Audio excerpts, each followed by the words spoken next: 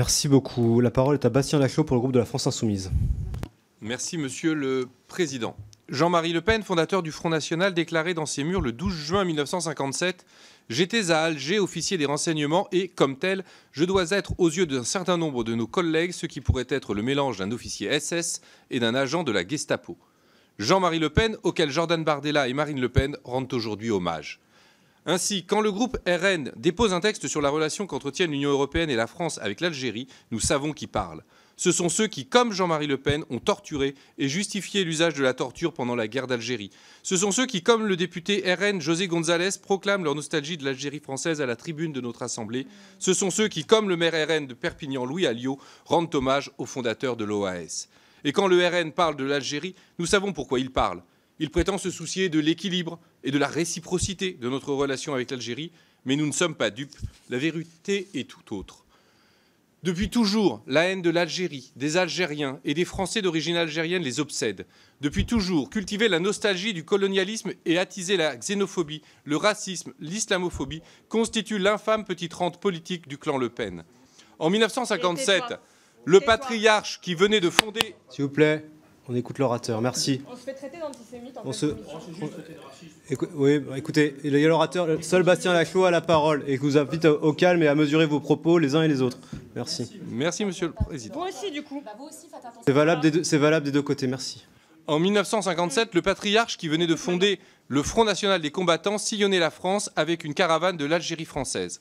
En 2025, l'héritier Jordan Bardella déclare « Nous avons donné à l'Algérie son indépendance, elle doit maintenant nous donner la nôtre ».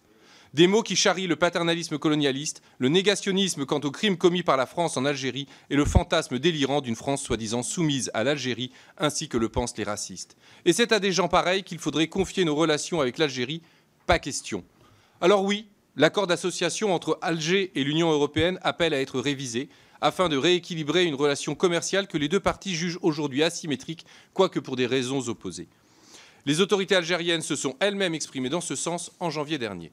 La France peut avoir ici un rôle à jouer, mais seulement à la condition qu'elle tourne le dos à la rhétorique brutale et aux manipulations grossières qui viennent du Rassemblement national, mais aussi des rangs de l'actuel gouvernement. Il suffit d'écouter pour cela M. Retailleau.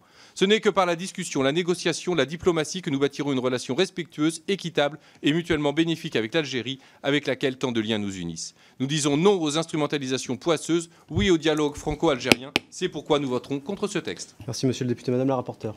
Eh bien, bon, le niveau est assez bas, mais bon, je vais quand même vous répondre sur le fond. Il n'y a pas de haine contre le peuple algérien. Il y a une critique d'un gouvernement qui oppresse son peuple. Un gouvernement qui, depuis des années et des années, pour cacher ses propres faillites, fait de la France et des pays européens un bouc émissaire. L'Algérie, c'est un pays qui aurait pu être la Norvège du Maghreb. C'est un pays qui avait les infrastructures que la France lui a laissées, qui avait des ressources naturelles extraordinaires. C'est un pays qui aurait pu devenir une grande nation et qui est en voie de récession économique totale depuis des années. Et c'est pour ça que le gouvernement choisit cette politique de haine et d'hostilité assumée envers la France, parce que ça fait un bouc émissaire et que c'est bien pratique pour essayer d'asseoir sa légitimité nationale. Mais vraiment, je suis surprise de vous entendre assez atterré. Je veux dire, dès qu'il s'agit de l'Algérie, vous marchez sur des œufs. Vous, à gauche, qui parlez d'état de droit, de démocratie à longueur de journée, on ne vous entend pas sur le cas de l'Algérie, un gouvernement qui, en 2019, a réprimé dans le sang le mouvement du Irak, qui emprisonne des journalistes, des opposants politiques, des militants, la semaine dernière encore, je rencontrais un monsieur qui s'appelle Monsieur Haïnouch, qui est algérien, qui est réfugié en France. Il a été condamné à 30 ans de prison par contumace parce qu'il a fait des dessins, il a fait des caricatures dans Charlie Hebdo. Il y a le cas évidemment de notre compatriote Boualem Sansal, condamné à 5 ans de prison, donc condamné à mort. Hein. Vu l'âge qu'il a, ça veut dire que Boualem Sansal est condamné à mort. Hein.